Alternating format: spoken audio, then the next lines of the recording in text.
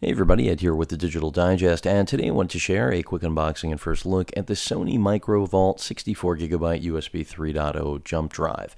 Now, this is a relatively solid performer, originally at launch, which was quite a ways back. This is not a new drive by any means. This was just simply ridiculously expensive. Part of that because of the Sony brand, also that it has a metal body, something you're really not going to find on a lot of quality drives. Of course, there are some out there, but they don't carry the same name as Sony necessarily, which doesn't mean a whole lot in the memory business, but generally, most people do still equate Sony with quality. In terms of speed, it does, as you may have noticed, sport 120 megabyte rating there. In terms of write, though, it's more like 20. So this is really a middle-of-the-road USB 3.0 jump drive.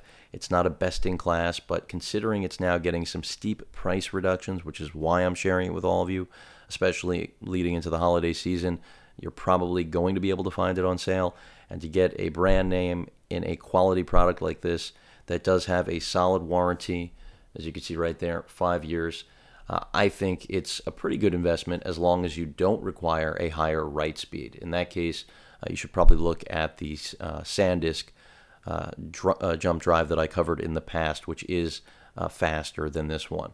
But in terms of overall performance, certainly looks good to me. That's why I picked it up. Right now, you can find this from anywhere from $30 to $40. I will include a link, of course, in the actual description of the video. But Sony generally does make good products. Those of you who follow my channel know that I cover quite a bit of what they manufacture, but really only focus on the products that I think are actually pertinent, relevant. Not the sort of fan that's going to just cover everything that they belt out. After all, it's just not practical in any form or fashion. But when I saw this on sale, knew what the performance was like, and also it doesn't have some of the design limitations of the Logitech drive, or excuse me, not Logitech, of the SanDisk drive that I lean on a regular basis, such as the clip design employment that you have to actually press in. That's going to get in the way when you're actually trying to plug it into a USB port. Whereas here, you've got a really clean design that takes up virtually no space, which is what was important to me in looking at this. I mean, from a performance standpoint, I already shared that it's not top of the class. 20 megabytes write, up to 120 on the read, which that certainly is right up there.